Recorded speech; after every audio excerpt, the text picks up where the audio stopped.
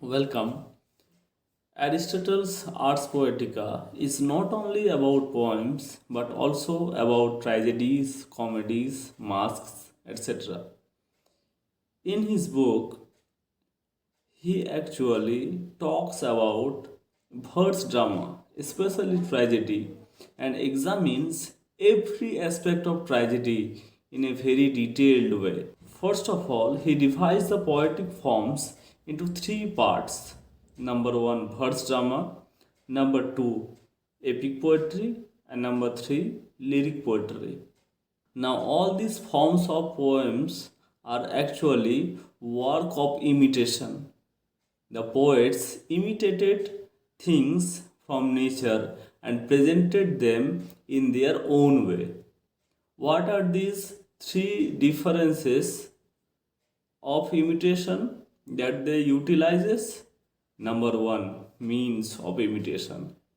What are the means of imitations that the poet uses? These are color, form, voice, rhythm, language, harmony, etc. By the use of these things, they portray many things in their writings. For example, what is the means for dancers?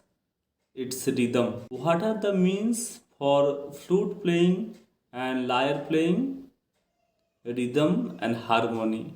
Similarly, rhythm, melody, and verse are the means for dithyrambic poetry, nomic poetry, comedy, and tragedy. So, all these elements color, form, voice, rhythm, melody, harmony, language are the means of imitation. Number two, object of imitation. Objects are actually agents who are essentially good or bad. The writers with good or bad characters present actions imitating from the day to day life. So, some people represented in poetry are good while some are bad. Aristotle says that there are three kinds of persons presented in the poetry. Number one, better than ourselves. Number two, same as ourselves. And number three, worse than ourselves. He gives the example of three painters.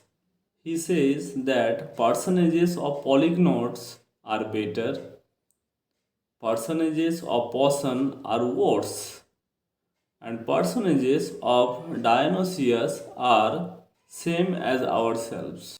He gives the examples of writers too and says that personages of Homer are better, personages of Cleophon are on our own level, and personages of Hegemon of Theson are beneath ourselves. They are lower than ourselves. So, in comedies, we find people who are good, but in tragedies, we find people who are bad in nature or who are worse than ourselves. And these characters present actions which are togetherly called objects of imitation.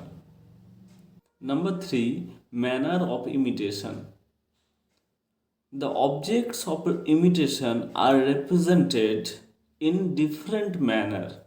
The poet can present his work in a narrative form, or he can present his work dramatically, or he can become an assumed character, or he can use both narrative form and dialogue form.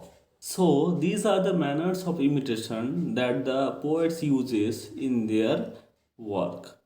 Finally, we can say that all works of poetry differ in three ways of imitation. Number one, means of imitation. Number two, object of imitation. And number three, manner of imitation.